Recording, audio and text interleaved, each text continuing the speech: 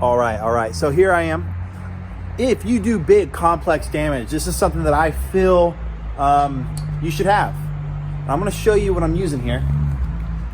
This is what we got on the docket today. So look, there is damage to the paint here.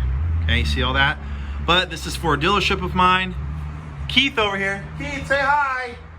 There. He's the best in the biz. Anyways, I've got my heat gun here applying heat because it's 50 degrees today. I've got my mini Keco bridge. So this is aluminum, it's kicking out hard. I need to get this to where he can paint it. So I've got my mini bridge pulling this up, and I'm about to start taking this hammer and we're gonna start knocking that down, okay?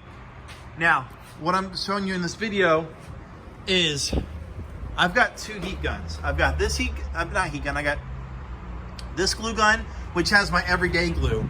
And then I have another gun that just has my Cam Auto glue. I don't want anything going wrong in that. So my Cam Auto glue is gonna be for pulls like this. I want it to stick for a while. I don't want it to pull off really rapidly or quickly.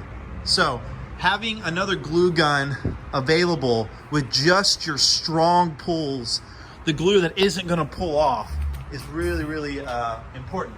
So, Cam Auto glue on this bad boy. If I use other glue, I think it's gonna release a lot sooner. Others will say, no, not true, but that's just been my experience. Go with what you want. So, anyways, there. All right, so this is where I'm at without lifting a single tool. That's just hammer work. Same glue. Come on, Keith. Sorry. Same glue. That was before Cam Auto. And all I did is use hammer work, and this is where we're at.